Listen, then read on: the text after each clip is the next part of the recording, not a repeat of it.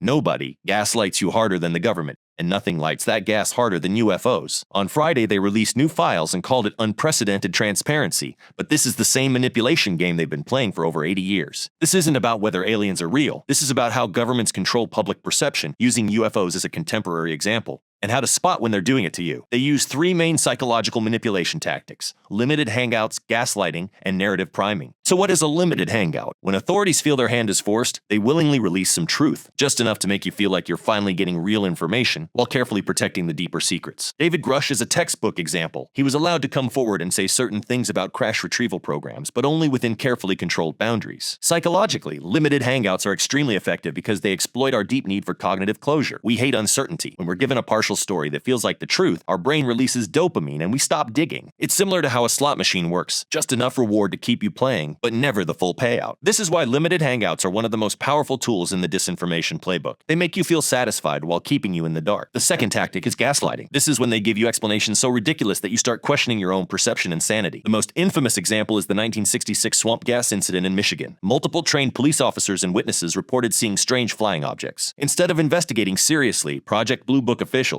led at the time by Dr. J. Allen Hynek, claimed they were all seeing swamp gas, even though the sightings happened miles from any swamp. Psychologically, gaslighting works by exploiting two powerful forces: authority bias and self-doubt. When someone in a position of power speaks with confidence and mocks you for questioning them, it creates intense cognitive dissonance. Your brain would rather accept the ridiculous explanation than believe that trusted authorities are lying to you. Over time, this trains people to distrust their own eyes and instincts. The third tactic is narrative priming and agenda setting. This is when they control what questions you're even allowed to ask. Instead of addressing the core issue, they redirect the conversation to something safer or more ridiculous. They set the frame so that any serious discussion gets labeled as conspiracy theory before it even begins. For decades, they've used ridicule and mockery to shut down serious inquiry. By making the topic socially unacceptable to discuss, they control what enters the mainstream conversation. Psychologically, this works because it exploits our deep fear of social rejection and the power of social proof. Humans are wired to conform. When something is repeatedly mocked by authority figures in media, most people will avoid it entirely, even if they privately suspect there's more to the story. This is called the spiral of silence. Over time, the topic becomes radioactive, and the real questions never get asked. By controlling the frame, they control the entire conversation. So how do you stay sharp in the face of this manipulation? First, when officials give explanations that sound ridiculous or insulting, accept that they probably aren't dumb, they just think you are. Second, watch what whistleblowers are not allowed to say. That's usually where the real story is. Third, look for partial disclosure red meat offerings,